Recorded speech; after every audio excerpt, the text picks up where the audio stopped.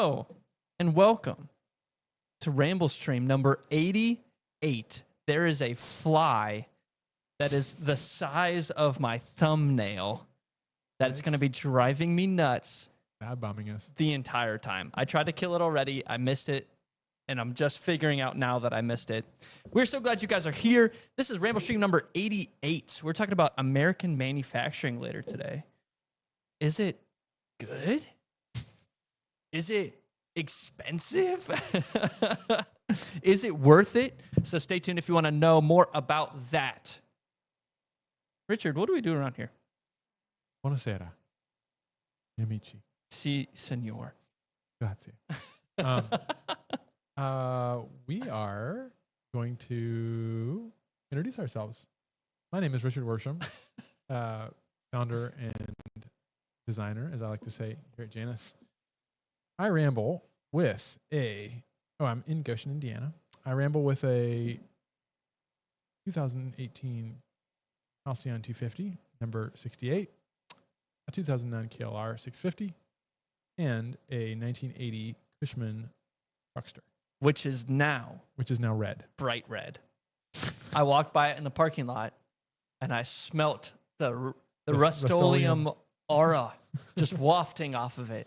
I decided to go with kind of a nautical theme. You know how if you can get on a big like ferry and they just like keep painting it and it just like builds up. There are layers and layers and layers.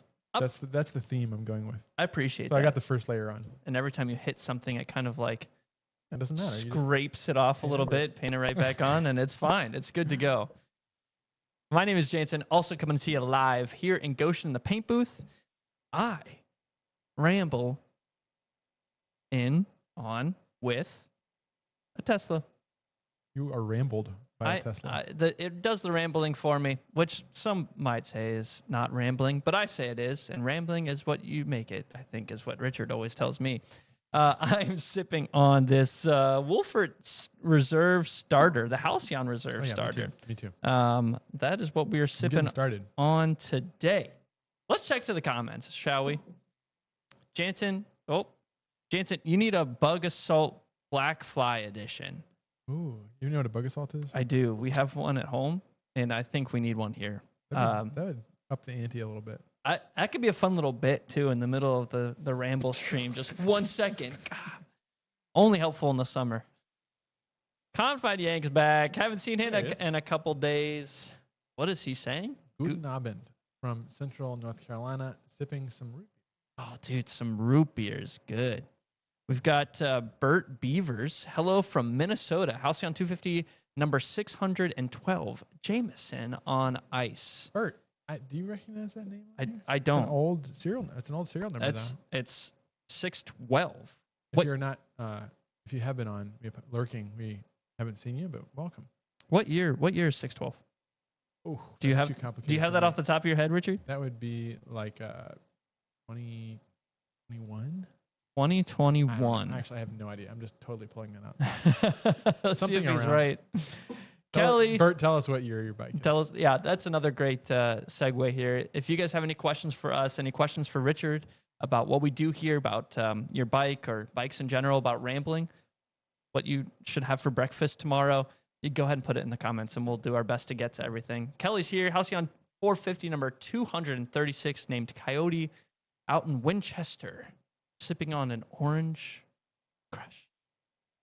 As always.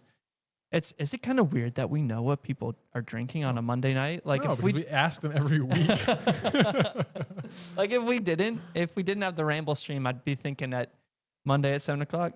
I don't know. Is Kelly having his orange crush tonight? Yeah. I'm not sure. Keith Haywood, Halcyon number 706 in New York, sipping on a frozen margarita as a thunderstorm rolls through. All right, nice. I love sitting outside during a thunderstorm. Yeah, where I grew up, we lived in an old like antebellum old resort. Okay. But it originally was like a hotel, and there were individual rooms that you could stay in, but they were all linked together. And so a part of our house was the front porch that linked them all together. And we'd like eat out there, and basically it's a living room. Right. And you could be sitting out there in the rain. I just remember, I remember one year there was this huge storm, and we just heard this massive crash, and it was this giant beech tree. But I just remember growing up, like living outside, basically in a screened-in porch, and just think you're so part of what's going on around you, you're locked in, especially summer storms. Yeah, the smell and the air changes, like all of that fun stuff. That's what living in the Midwest gets you. Well, I mean, I wasn't in the Midwest, but well, Midwest enough, you know. Southwest Virginia. It's close. It's close. Halcyon 250 number 1,233 in the works. Nick, how you doing, man? So good to see you here. We've got Red Free Moto coming in live. Hello, another Jonathan. Virginian. Another, yes, yes, local Virginian from East Charlottesville. Halcyon 450 number 341 and a Triumph Bonneville T100 Stealth Edition. Reloading the shifter. Started speed shifting. Huh. Right. What is that? I don't know. I guess he's like loading it and then hitting hitting it and then popping it. That's Tell us more about that. I'm curious as to what you're talking about. Richard, it's Arlsberg Clipper? You crushed it. 2021. Checking in from I did? Is you it 21? Did. It's 2021. Oh, all right. So I wasn't totally off. No. Arlsberg says, "Hey crew, checking in from Cleveland, drinking Picard's favorite. Waiting for word on Halcyon 450. Are you a Trekkie? Do you know it? Isn't that what that is? A reference to? I have no clue. That's you say Star Trek, and I'm just. What is Picard's favorite? I don't know. I don't know. Maybe I'm way off on that. I am not. Is that a Star Trek thing? I don't know. I just assumed it was.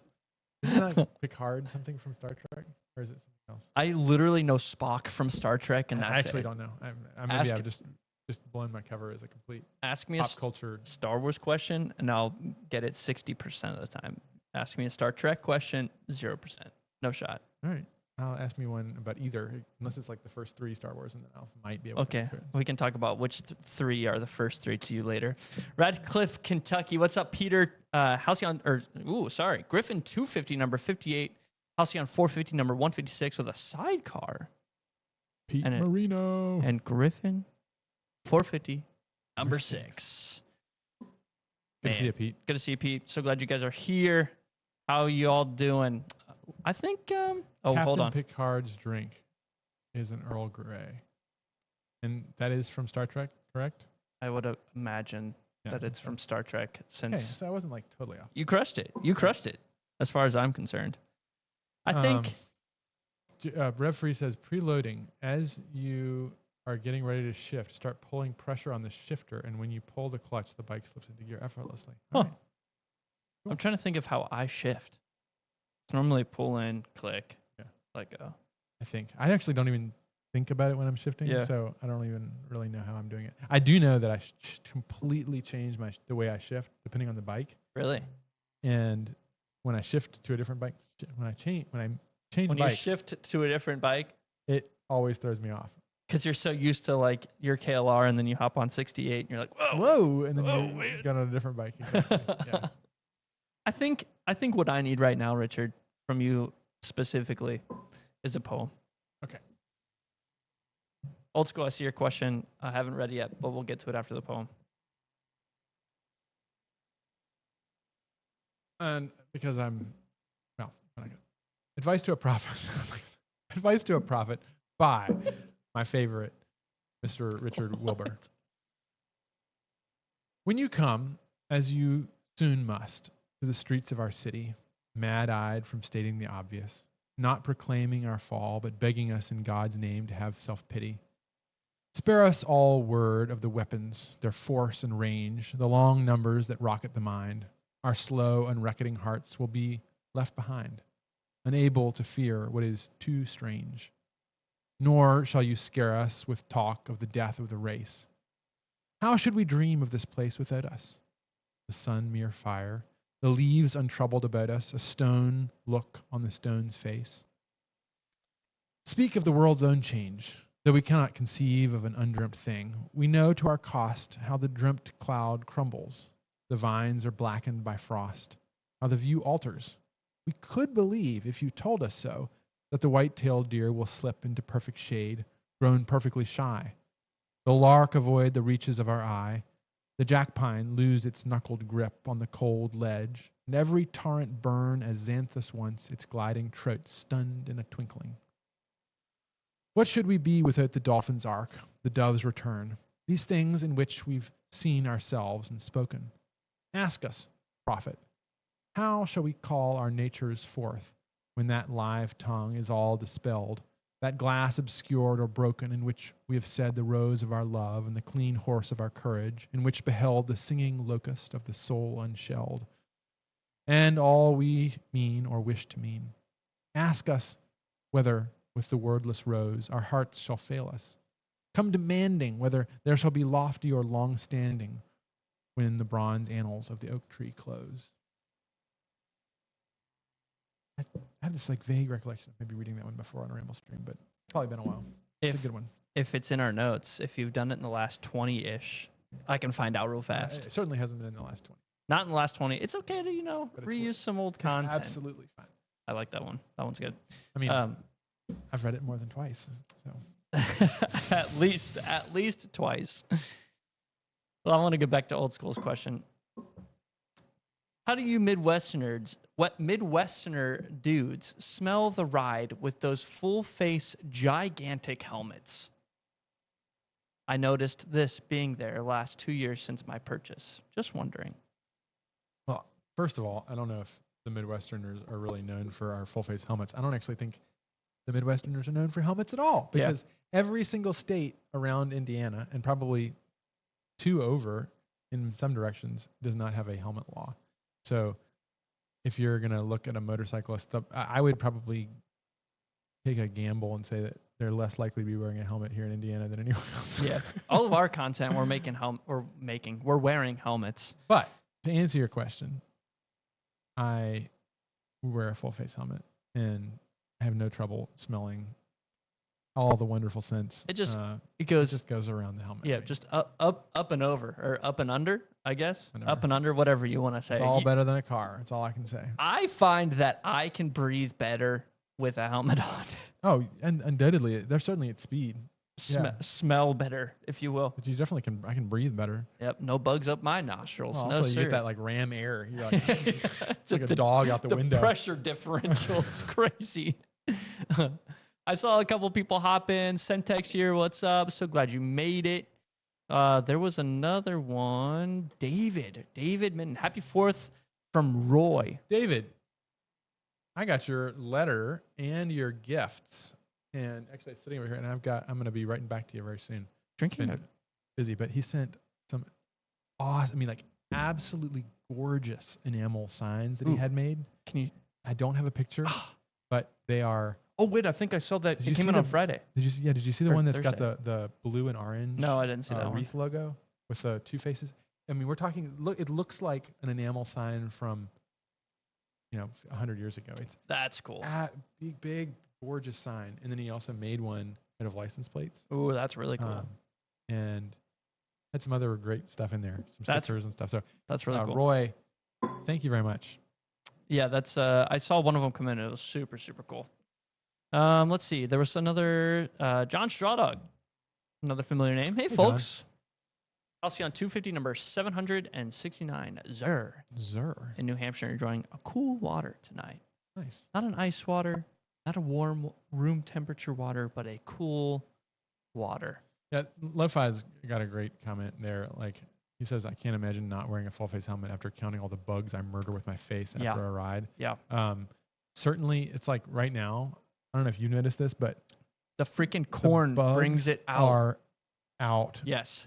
I was walking home late Friday night from a friend's house, and there was like bugs just all over the sidewalk, and they're running huge. Everywhere, and and then I was walking back from the garage last night, and something really big hit me in the head. It like knocked my head sideways. I'm like, whoa.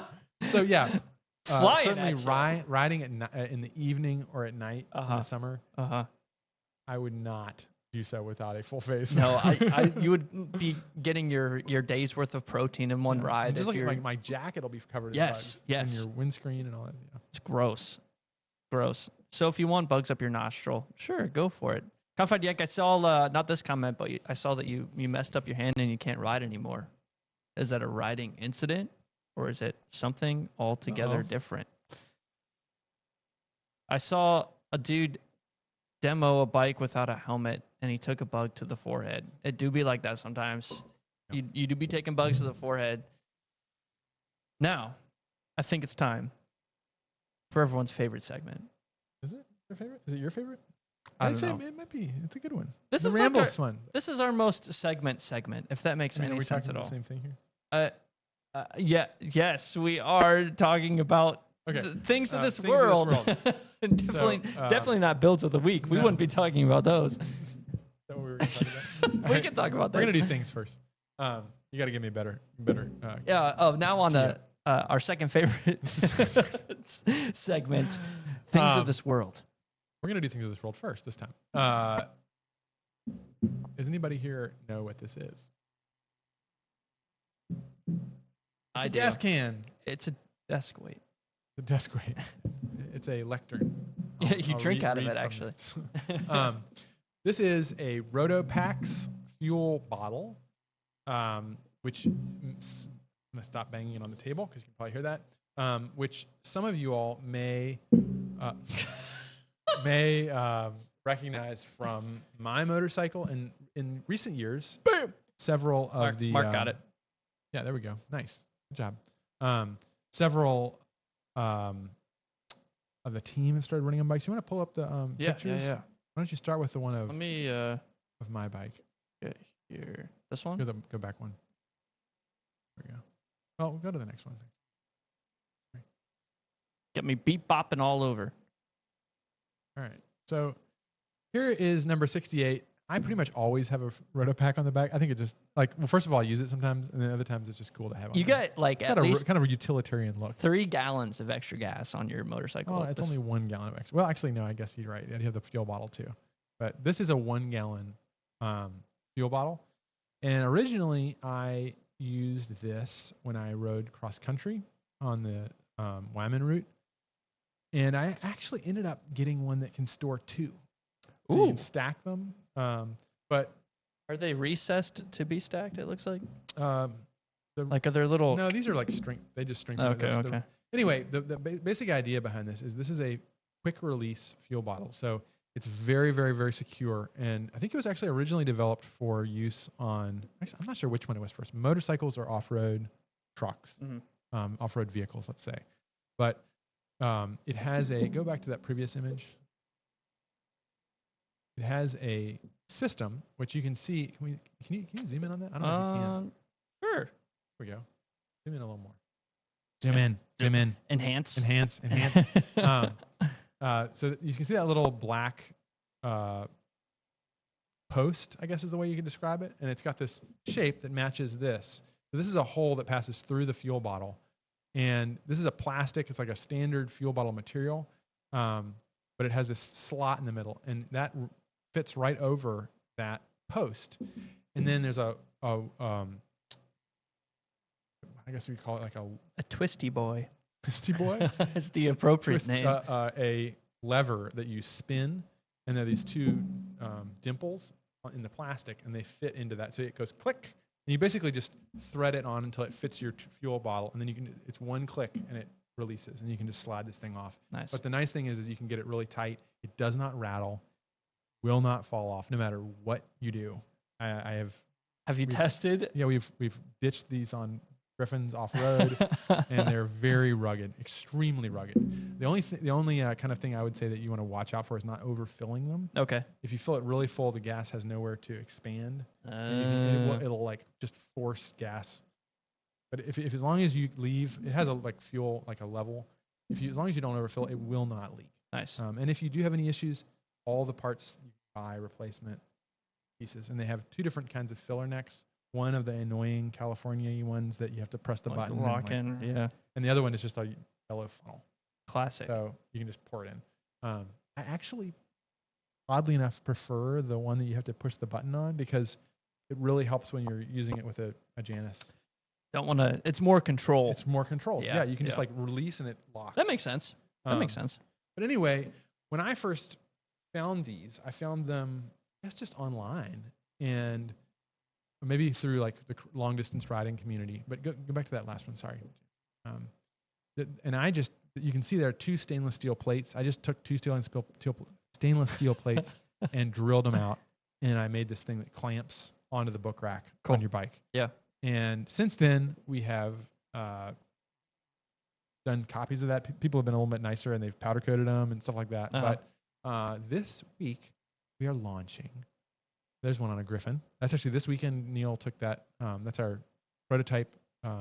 Actually, like pretty much the production configuration, including the seat, up into northern Michigan and did some off-road riding.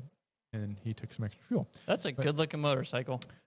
We have developed over the last month or so with our design software and our plasma cutter a universal RotoPax mount for all Janus models. As long as you have a cargo rack or a book rack, it will fit up. And this is the print for that. And so it's basically the same exact concept as my rudimentary stainless steel plates, but it for the square carriage bolt holes mount to the supplied. When you buy one of these RotoPax, you can buy whatever configuration you want. Currently, we are not set up as a RotoPax dealer, but we're working on that.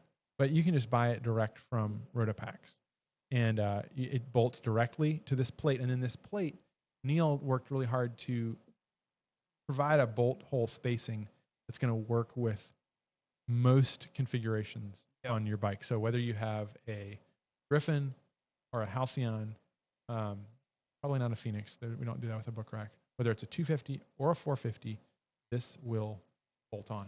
And like I said before, you can actually, if you really are like one of these people that wants to make sure they can go even longer, double your distance, you can buy, it's an extender kit for the RotoPax. So you can stack 2. Gary was mentioning that they have a stackable expansion I actually have one, bracket. and they also make one that... They also make a lockable bracket, Gary says. Gary's on top of it. They make one that has this lockable bracket, and you just fit this in, and you can lock it on. So if you do leave your bike, you don't even have to worry about somebody stealing your gasoline. Nice. Referee says he's excited that. All right, I'll just read the comment. I don't know why I'm paraphrasing. I love that you're able to include the logo on the design. Yeah. Very nice. So Neil, as soon as he got the logo file, he's like putting it everywhere. Which I think is really cool. Every single thing that we plasma cut, the logo goes on. And he's made it look nice. He's got like nice fillets. I like the fillets. The fillets give it some flavor. So I don't know if they launched that today or if it's going up tomorrow, but look at the Janus website for our RotoPax mounts. You'll buy the kit. Comes with 2 RotoPax mounts, and I believe the hardware necessary. It's very straightforward to mount, although I think it will come with some basic mounting instructions. And then you'll have to buy your RotoPax fuel can and the clip, whatever you want to lever system that locks it on. But I will say I have had the wing 3 or 4 of these RotoPax on different bikes. I have at least 2. Actually, I run these on my sailboat. No, I'm not even kidding. But I made my own.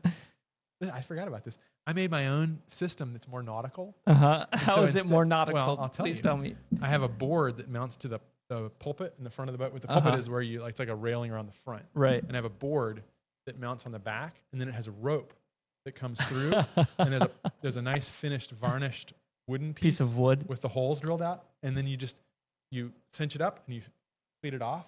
And I can stack 2 of them. That's pretty nautical. But the reason that I wanted to use that is the last thing you want on any vessel is gasoline in an enclosed space like the cabin, because the vapors, if you were to, they can collect. Yeah. You can have an explosion.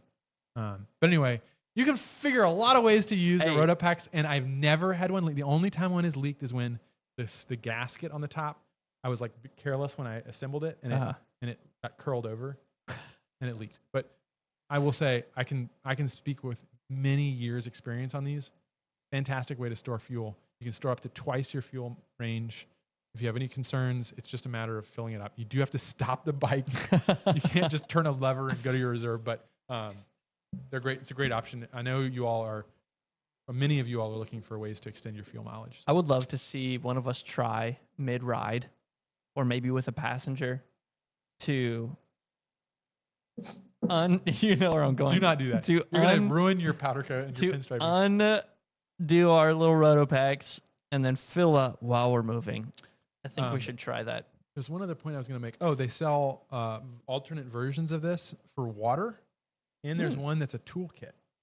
That's cool. I don't know if they make it in the 1 gallon size, but just check out the RotoPax website. There's a ton of options, and they're really well made. They're made in the USA. Cha-ching. Hey, we're not there yet. Dang it, Richard. So great product. Very well made. Those are super cool.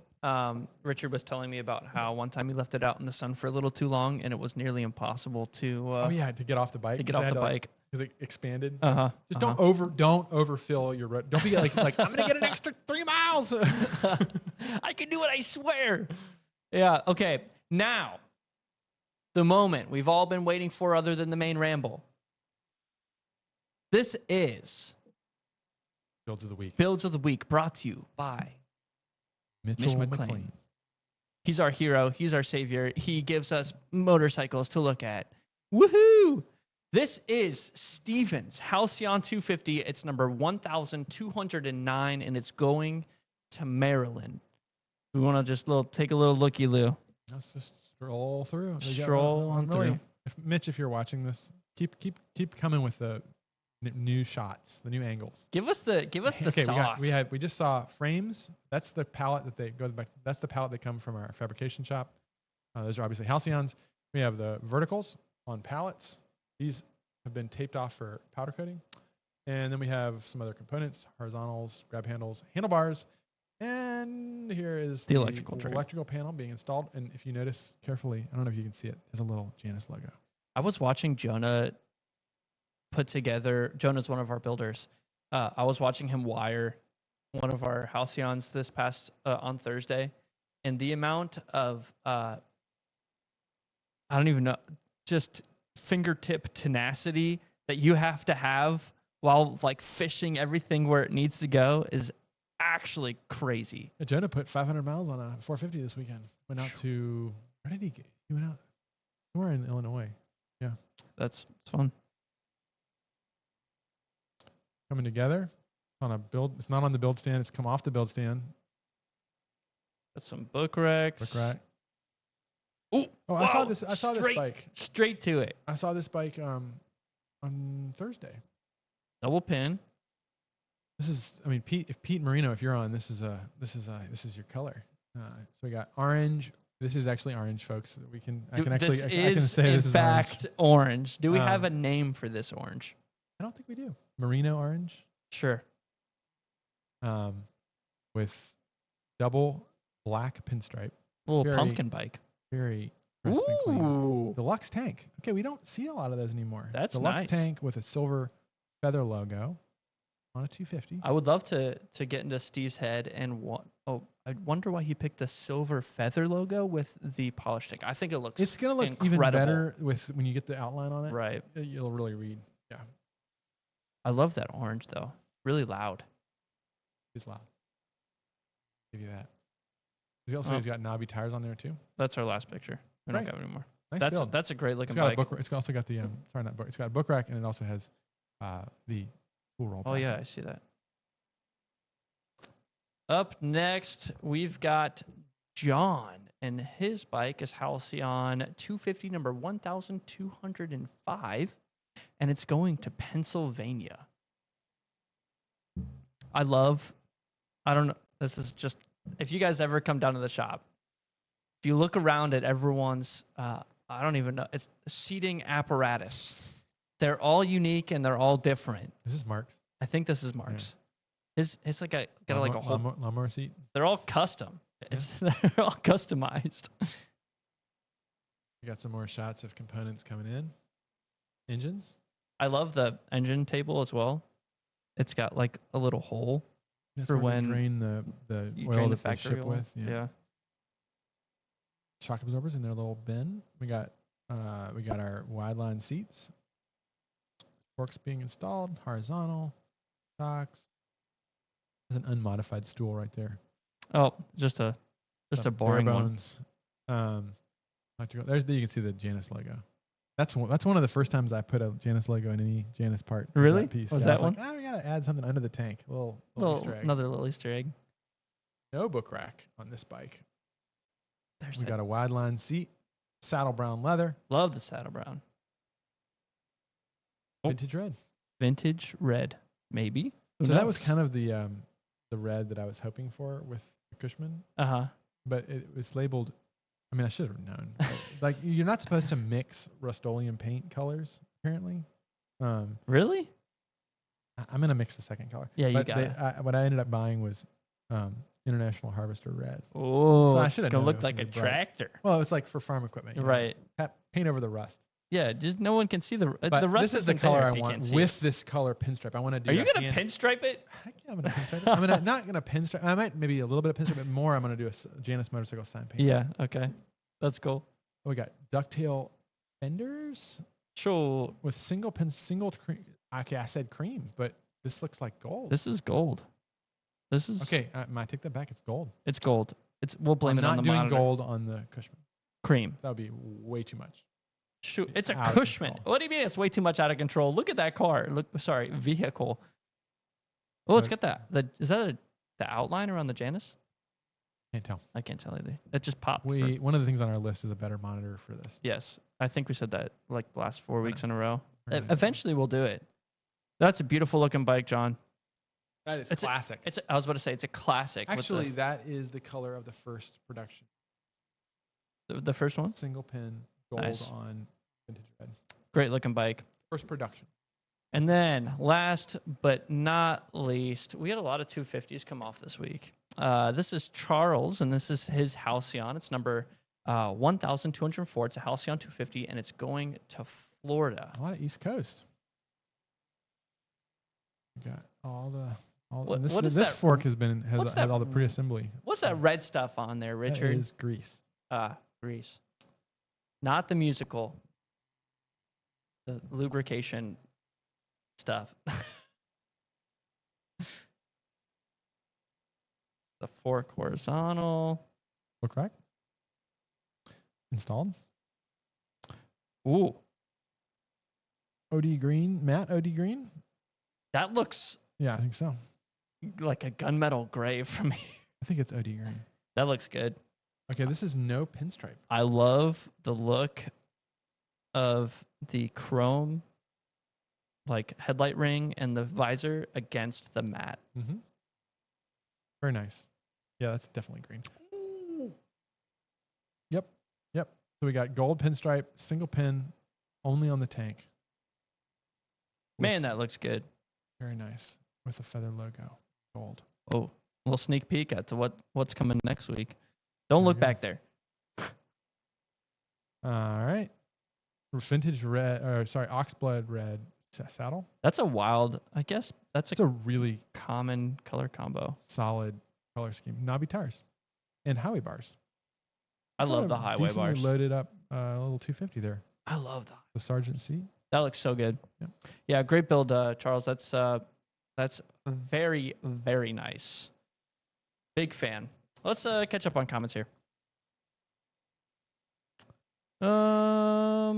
What do we got? Oh, lots of comments. Kelly says, going back to the full face helmet thing, one time years ago, I had a grasshopper land on the left side of my helmet on the chin strap and managed to hang on for dear life.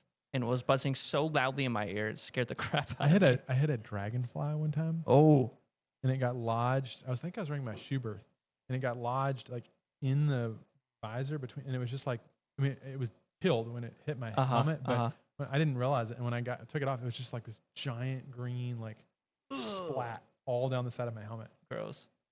So it was a dragonfly. I've heard horror stories of people like catching bees under their helmets and then Yeah. getting stung repeatedly. I knew a guy who he was riding a scooter, a Vespa, and he hit a bumblebee hit him in the neck, and he crashed. Oh, yeah. Like he went down. It doesn't surprise me at all. That's if you could get stung by a bee and still stay up, good for you. Good for you. Can't wait to get back into the open wind. Oh, what kind of name is that? Axle retainment stud snapped. What is that? Oh, the axle retainer. Axial. Oh, well. Axial retainment nut. Stud. While attempting to change fork seals. So replacing them all. Drake, what do you... Maybe he's not riding a Janus. What do you ride? I don't know what that is. You may have shared before, but also, I like your Crash Bandicoot profile picture. It's great. I'm pretty sure Mitch is going to night school to be a wedding photographer. You know, maybe he would be a good one. He would be a good one. Quit your day job with all the good pictures we get. Let's see. I love the open face. Robert Bosco. Let's do that. Robert Bosco. He says, "Hi guys, currently riding number Halcyon number 256. How do you think a Griffin would handle the TAT? What's the TAT? Trans America Trail? Is that or the Transatlantic Trail? One or the other. It's basically it's a off-road route, mostly off-road route across the U.S. I've known a couple of guys that have done it. I knew a guy who cracked the subframe on his CRF. What was it? A 450? Wow. Doing it. There's various levels you can take it to. Mm-hmm. I would say that the 450 is certainly designed to be able to handle that if you staged it right. Put the right planning into it. Does it need more suspension travel? It's up to you. Like it's how long you want to take, how fast you want to go. Okay. You can. there are people that have done it on insane vehicles that are not like people do it on like Vespas and stuff like that. That's crazy. They have the right level of derangement. Right. But I would say, I think what we're really excited about focusing on with the Griffin 450 is a BDR, or maybe even just starting off with a BDRX, which is a loop trail. We have a couple of people that want to do that this summer. We're trying to work out the details, but a BDR is like a shorter version of the Transamerica Trail. I can't remember which one it is. Same, but different. You know, it's like the Appalachian Trail for motorcycles. Drake says, I ride a 1982 Honda CB900F. Got caught by autocorrect. You meant axle. I meant axle. Oh, okay. I gotcha. Yeah. That's cool. Kind of going along this tangent here of mentioned it a couple times, American manufacturing. He's trying to give me some like hints. I'm trying to segue us into some comments, which will then segue us into another space where we need to go, also known as the ramble. Let me pull them up here. So this is a segment where we don't do it all the time, but sometimes we'll feature some comments because we get some real gold mine ones. And I can't begin to tell you how many comments we get about how we aren't manufacturing in America. We're making them in India. We're just assembling them in America. Made in India. Made in India, also known as Indiana. Which is a common misconception. Happens all the time. Very similar places. Royal Enfield is made in India. Very similar places. But I got this comment, which I thought was good. I do love that when they say like, "Oh, these are made and assembled in the U.S., not made here." Yeah. And you're like, "What? Okay, no, it is. It quite literally isn't that." And Where do you hear that? Where did you get that information? At some point, it's almost impossible to tell people that's not what it is. Because it's not worth it anyway. It's not worth it. But so I've got a few of those here, which there's no point of reading. But no, read them. They're just funny. Well, one just says those aren't assembled in America, or those aren't built in America. They're assembled in America.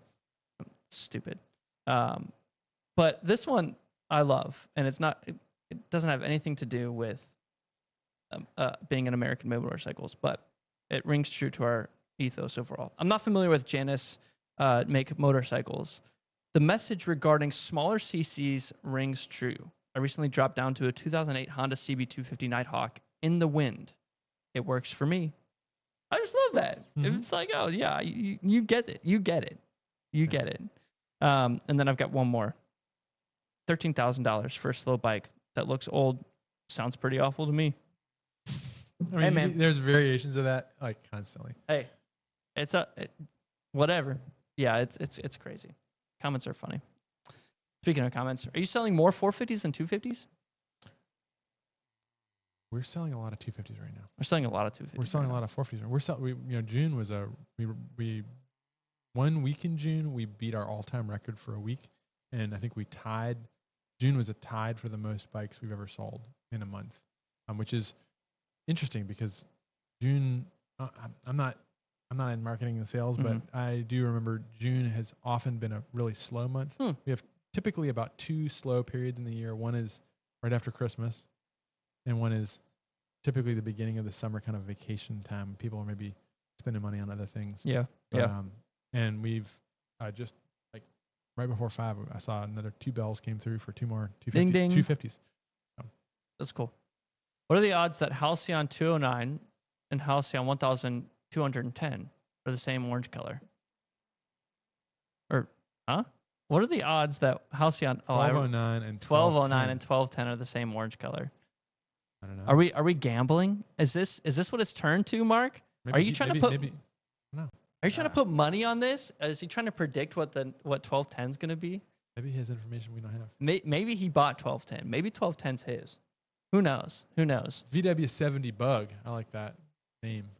He says, was there an available option while you were originally looking for the 450 engine for one that did have a Kickstarter? That's a great question. Can you dig into that kickstart your bug? All right, good question. We've done some episodes. We've done some ramble streams where we talk about this a little more, engines and stuff. And I talk about it. There's a blog post I did a couple of years ago when we launched the 450. But we had a long list of things we were looking for, and we had to make some compromises. Not all of them. I mean, compromises are compromises. I would have loved to have a kickstart, but I ride one of the most reliable, and it never has an issue, motorcycles in the world, the KLR 650. And the KLR 650 decided in 1986 that they didn't need a Kickstarter either. So I'm okay with it, but it would be cool if it did have a Kickstarter. I agree with you. But yeah, it was one of those things that like all the parameters we were looking for, a good looking motor, the performance we wanted, easy maintenance, reliability, air cooled, all this stuff. There was not an option that had a Kickstarter. All the good stuff, and a small sacrifice being the Kickstarter. It's like trying to find a manual transmission car these days. Yeah. Everybody has a Tesla. They don't even want an internal combustion engine. Weak sauce. VW, if you wanted to kickstart your 450, you can just kick it while hitting the electric start. And it might feel like you're kickstarting it. I don't know. So Grant says, whoa, I think they are the same. Both 1209? At least. Both 1209 and 1210. No kidding. Does he have insider information? He might. What a coincidence. Some sort of snide. I know Grant has insider information. I'm not worried about Grant, but does Mark have? Maybe he ordered one of them. Mark, you have to tell us. He probably has the other one, whatever one we listed. I don't have any clue. He probably has the other one. I'm just looking at the order list. See, he's got inside. He does have inside information. It doesn't surprise me that he's got insider information. Mark is 1210. Okay. Wow, how often do we get orange bikes? I figured it out. All right, I got you. How often do we get orange bikes? Not very often. Very rarely. 2 in a row. The first one was not Mark. It was Pete Marino who was on the stream, and he's gotten 2 bikes. Orange. Right? Both orange? No, just the 450. Matches his Jeep. Just as a VW can be pull started like a lawnmower. There he is. Mark says, yep, 1210's mine. Congratulations. Nice. That's a great bike. Awesome. Better pose them as portrait while they're together. Oh, yeah, that's a good idea. Take a picture of 1209 and 1210 together. Yep. Before we get into the ramble, we've got some announcements. That's right. Let's pull them up here. Oh, we're getting epilepsy here. So the news and events, y'all will recognize this from last week, but we're just going to go over them again. We got the Steam and Steel event, the Wine and Whiskey Train on this coming Saturday. Yes, July 12th. Down in Fort Wayne. There should be more information. There is more information on our website if you go to the events section. It's going to be a lot of fun. Vintage motorcycles ride to a steam locomotive for a hour-and-a-half trip from Fort Wayne up to Auburn with a cigar car, a bar car, 21 and over. Okay. And it's going to be a lot of fun. There's a link for you. if you guys want to sign up for that. That'll be a cool event. All right, what's up next? Very Let's cool. Zip through this. Yeah. We got the anniversary edition special. Limited editions have been extended by our marketing team through July 31st. So you have an extra month to get a Phoenix 250. I was going to say, to get all those Phoenix 250s you want. Rider Rot and Sturgis are happening in August. Rider Rot's a local one. Rider Rot's done in Fort Wayne. We've been supporters of that show for its entire existence. I think this is the 11th year. Awesome show put on by my good friend Kyle Stevenson, and it's held at the Electric Works at least the last couple of years. Hundreds of bikes in our hometown. This is our motorcycle show. If you're in this part of Indiana, vintage motorcycle show. So show up and we'll have a bunch of Janus bikes there. And of course, we'll be at Sturgis, Michigan, the whole time. No, Sturgis, South Dakota. We will be there the whole time, August 1st through 10th.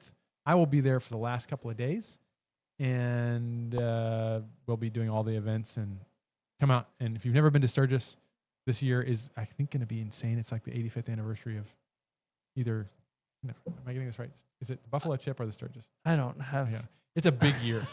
It's a huge year for Sturgis. There are going to be more bikes than ever. So get your Sturgis experience this year. One of them. All right, Richard. We're going to talk about Contrary to popular belief, we do not build our bikes in India. Indiana. We manufacture. I guess a good question out the gate is going to be what percentage of our motorcycles are manufactured in the U.S. It's always a hard one for me. We typically say 85% of the bike, but one of the rules that when they talk about like the Federal Trade Administration or whatever it's called is, if it's like a lamp is the example they give, and if the light bulb isn't made in the United States, then there's like limitations on what you can say. So like the significant part of the bike being the engine is always sort of like, we do not make the engine here in the United States. We buy the engine from the Far East, as we say, mainland China. Of course, we get a really high quality one, but I always go back to like the kind of the early British motorcycle tradition of sourcing the best engine that you can find for your application. Right. Yeah, we make the vast majority. And the more I learn about higher volume motorcycle manufacturing, like the big brands, Yamaha, pick your Honda, Harley Davidson, American motorcycle brands. Harley. I'm learning about.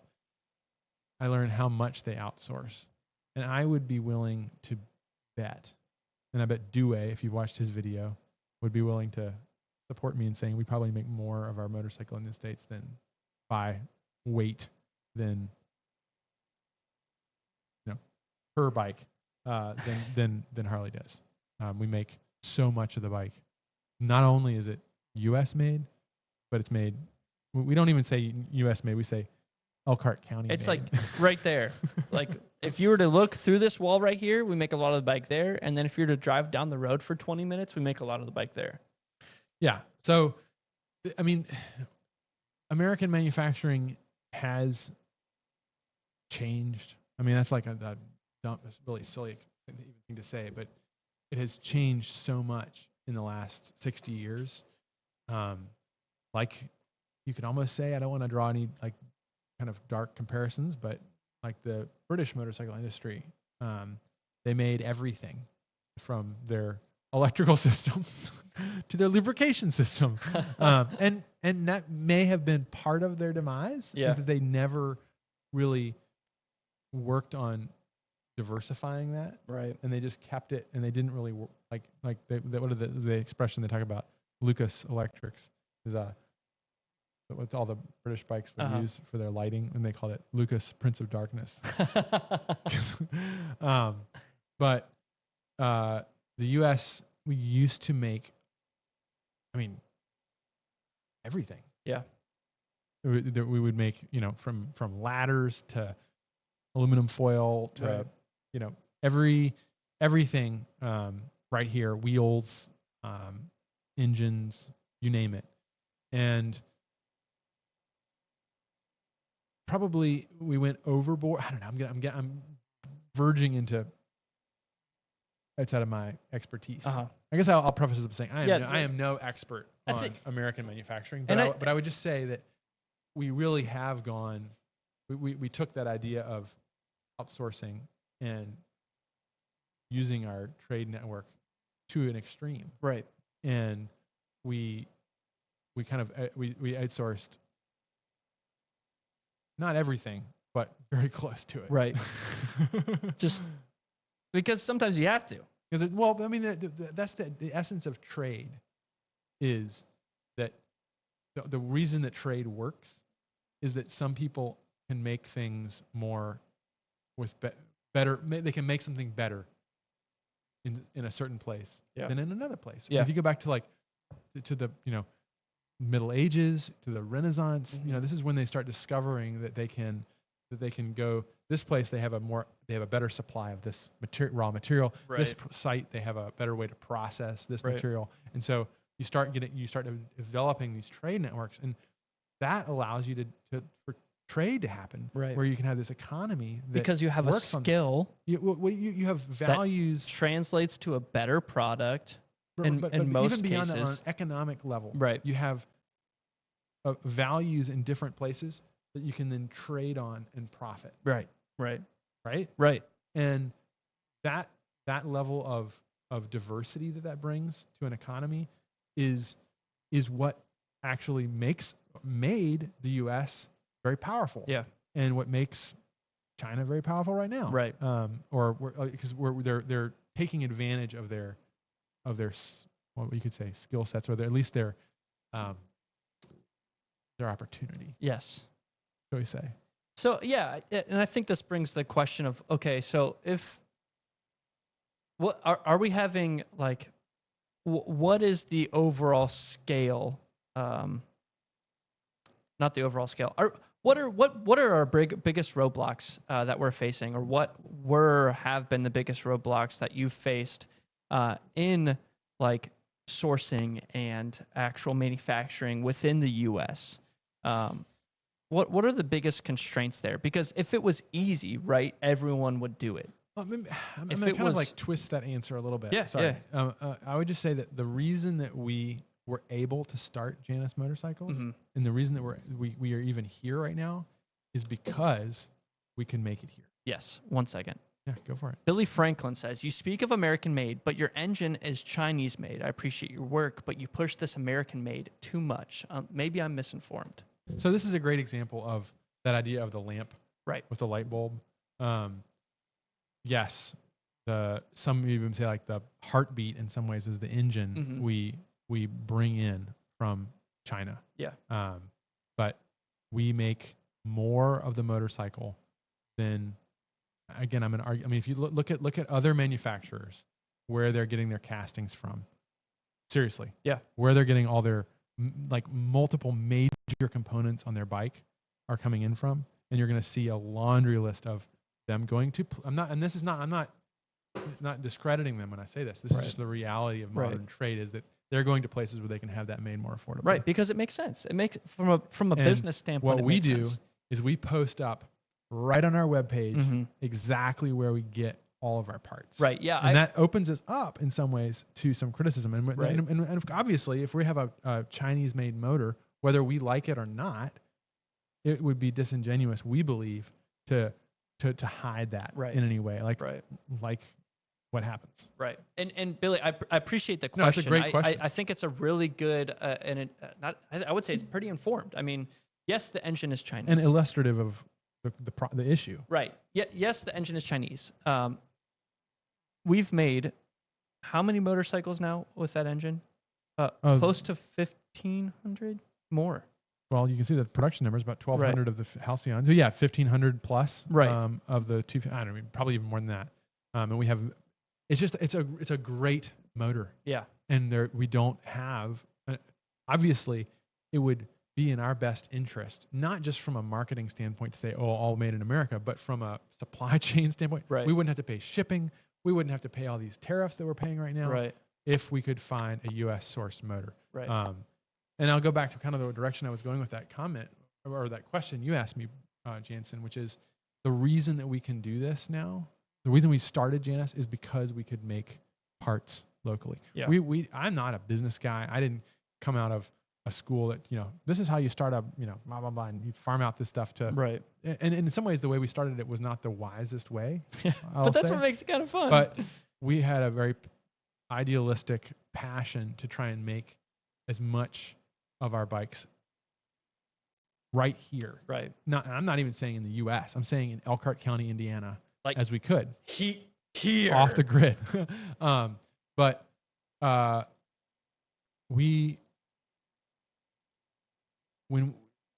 as we grow and as we scale up, we are learning that to compete, it's kind of like what I've talked about technology.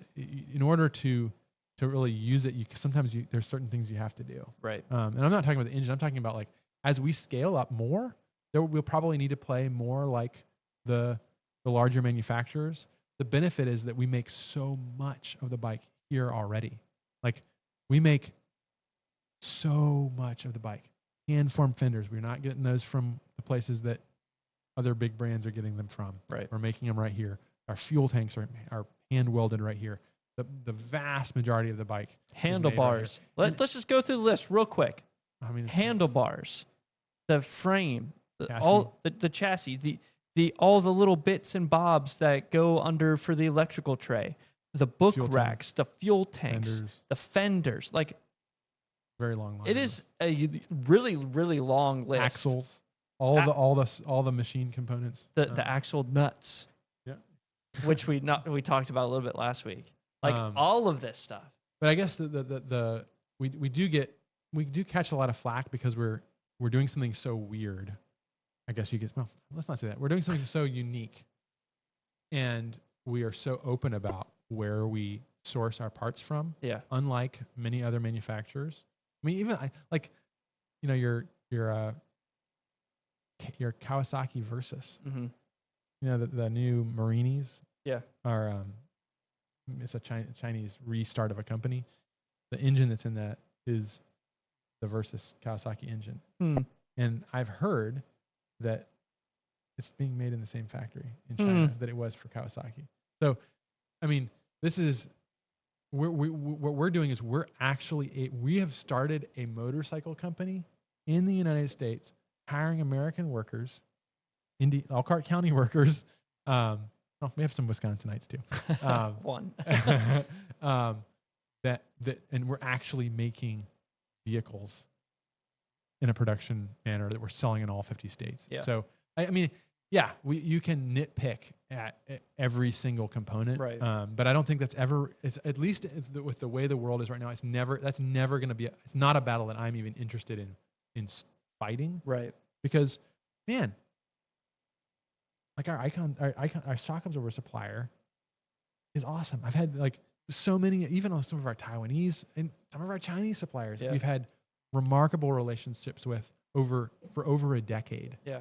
And it's the best product for our use. Right. And obviously if Marlon Borntrager over in Shipshawana, the Amish man, made shock absorbers, we would go to him first. Right, because that would just make sense. Or let's just say somebody in, California or something like that. Right. There are people that do it, but a lot of times one of the problems, and we're equally victims or culprits, is that to be able to do this in the United States, we can't compete on the price point. No.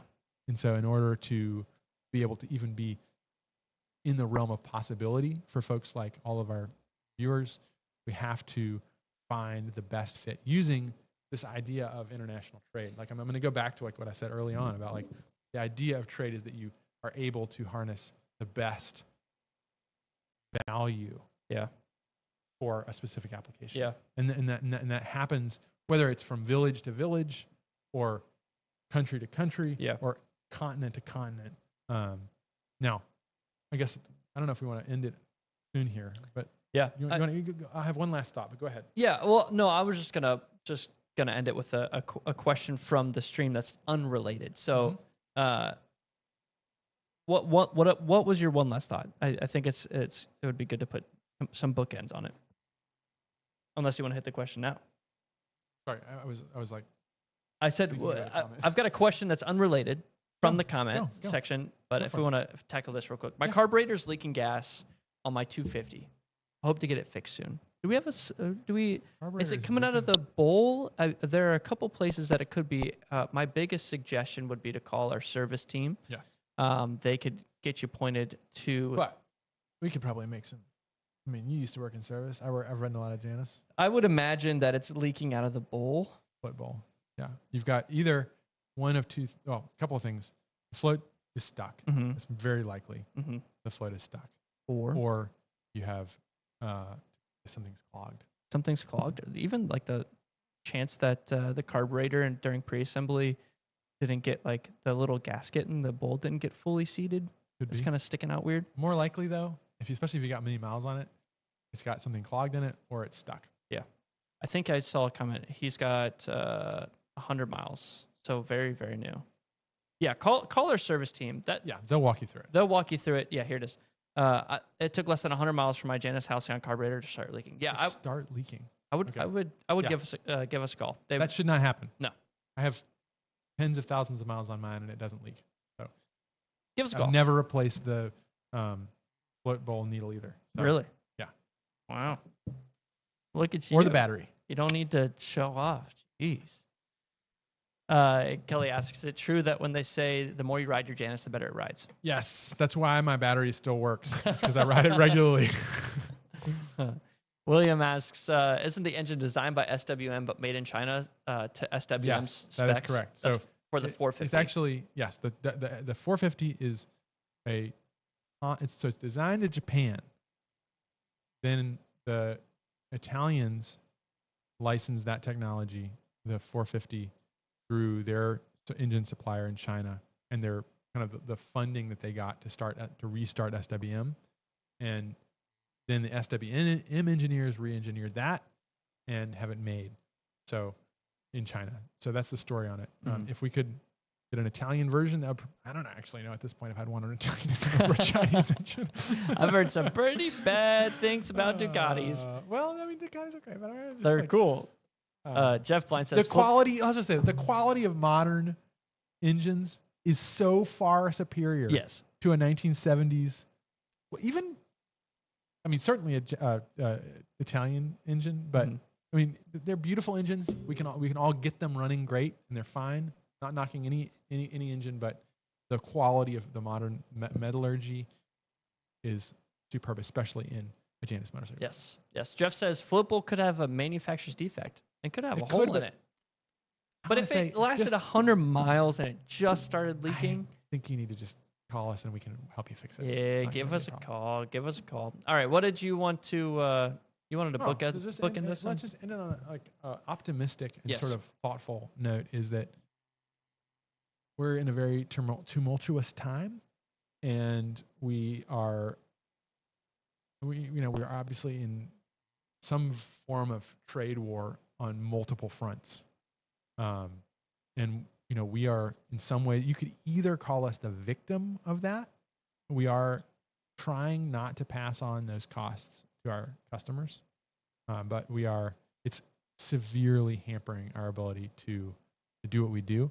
Obviously, we're trying to figure out.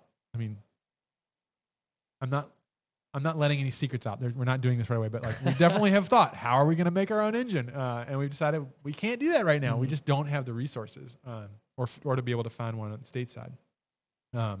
But yes, we're somewhat the victim of this, but I have to look at this in a balanced way and say that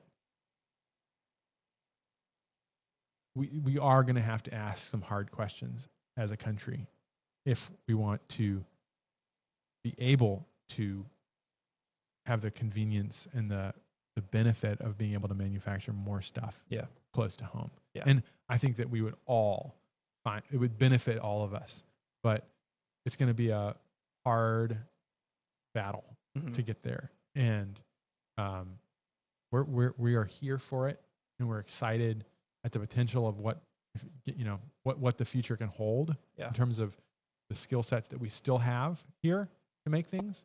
I obviously would look forward to being able to have the convenience of being able to meet with suppliers more easily than traveling halfway around the world like I did last fall. Right. There's just a huge benefit there. But I want to temper what I'm saying with the idea that just because we can or we want to make carburetors in, Colorado or engines in, it may not be the best fit, at least as things stand. And so we need to be open to taking advantage of that international trade. I mean, at some level, just for the American economy, we have to do it. I mean, we have to sell our stuff somewhere for something. Right. And there's an exchange there. I'm not an economist. I'm not an expert in manufacturing. I like motorcycles. I like turtles. I like turtles. But we are winding our way through this, and I think we've come up with a really great American-made, to the best of our ability product with American employees, making a beautiful machine that is a joy to ride and to own and to maintain and to, as we talked about last week, or in our shorts, to be able to potentially pass on to the next generation. Right. So that's my thoughts on it. I love seeing the comments, and we look forward to continuing the conversation. Yeah. You can send us emails if you have suggestions. If you have just happen to like manufacture, engines 250 engines in America in your garage, shoot me an email, rambling@janusmotorcycles.com. Thank you all so much for tuning in. We're going to end it with one last comment here from the man himself, Billy, who asked the engine question earlier. You guys are doing great. I admire your company regardless of my critical questions. I think I appreciate it. That's awesome. We are always open to critical questions. It just gives us a chance to think about it and talk about it. So appreciate all your comments. Appreciate you guys tuning in. We will see you next week, the 14th at 7 o'clock for Ramblestream number 89. Bye-bye.